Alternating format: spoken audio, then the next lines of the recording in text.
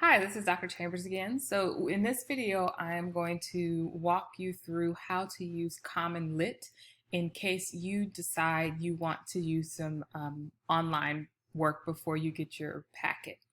So when you are in the initial, the home page, you will go to Language Arts and English, and you have your table of contents here. You scroll down and you see online work options. So remember, the online piece is optional. It's not something you have to do, but if you want to get started on Monday, you are free to do this work. So you will scroll down and you'll find your grade level. We can just start with 6th grade. We'll go with 6th grade here.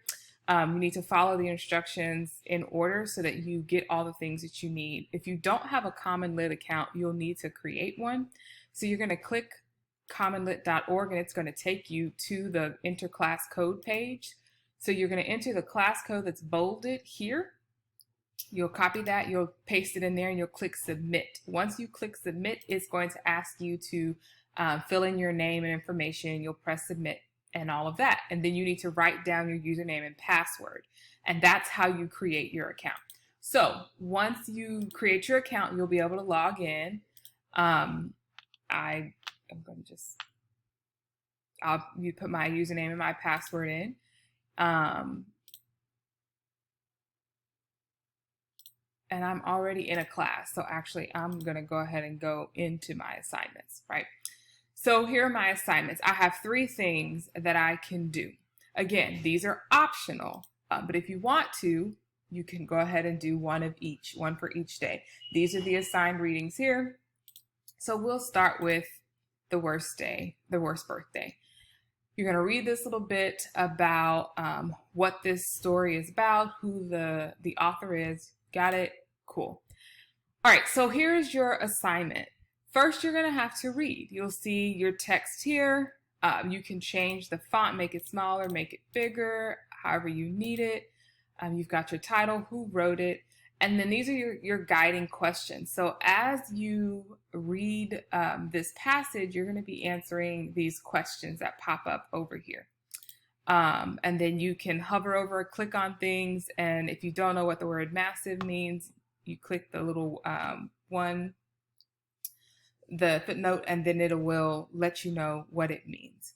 All right, so for those of you who, if you typically have something read to you, we do have a read aloud option. You will click this button here, and then you'll notice that all of the speakers pop up next to the words. So you will click on that, and then it will read that information to you. If you don't want it, you just click hide and it goes away. For those of you who are English language learners, if you need something translated, you can click the translate button, and then you decide which language you want it translated to. So you see the little world pops up here and you click it, and then it will read the translation to you. Another option that you have is the annotation, and this is really important in all of your courses, but especially in your language and your writing courses. You need to be highlighting and annotating all of the text that you're reading. So to annotate, you'll come over here. You see your little pop-up there. You'll come over here. We've got, okay, I'm going to click this. It says select the text to highlight or add annotation. So let's say I want to, I read this first paragraph, and for me, I want to say I don't like them. So I will highlight that, and then you have 2 options. You can add an annotation, so your words, or you can highlight it. Well, I want to highlight, so I'm going to highlight, but I also want to highlight this, and I want to put a piece of text, and I want to ask myself, why would it be so loud, right? That's something I just want to think about. And then I press done, and then it stays there for me. So I've got my annotations that are going to be saved in my article. As you go, you will answer these questions, and then those will populate there. And then at the end of the article, once you finish, you'll get here and you'll notice that this is blurred out. That means it's a comprehension question. So you have to answer this first question. So you're going to read this whole part, and then you'll answer that question. And then it will unblur the next section, and then you will get the next question. And then once you get all the way to the end, there is a begin assessment. So that's going to check your comprehension. And then you also see all of the footnotes with the definitions and different things there. So this is a pretty cool activity for you all to do, just to test your comprehension skills, make sure that you can identify key pieces of evidence to support your assertions and all of that. But there are some options here for you. Once you finish that, it'll send, and then you can move on to the next thing. And then it tells you, like, if you're going to do this one, this is when it's due. Okay. So that's how that works. If you have any 3 assignments, so let's say you want to complete the scholarship jacket. So same thing. It's gonna tell you a little bit about it. You click go, and then you go right into whatever you need.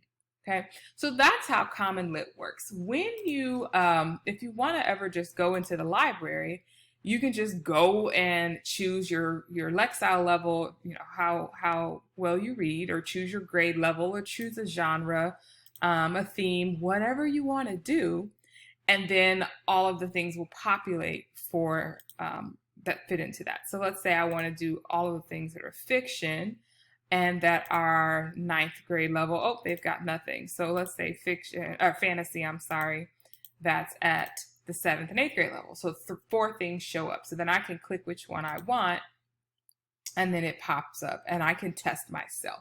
And that's going to be important for you to be able to test yourself when you're at home. You can see your performance, like once you get your things done, you can click on it, and then it'll show you a breakdown of how well you did on that particular assignment. But that is how CommonLit works. It's pretty self-explanatory. You can watch this video as many times as you need to. See here that you've got 6th grade, and then 7th grade, of course, you've got your reading, but then there's also a writing piece if you wanted to do that writing and get that practice in, and then 8th grade and 9th grade. When you get the paper-based packets, those will be here in case you want to print another copy at home. But that is really all I wanted to talk to you about and show you about CommonLit. It's a pretty cool tool. Let us know if you have any questions.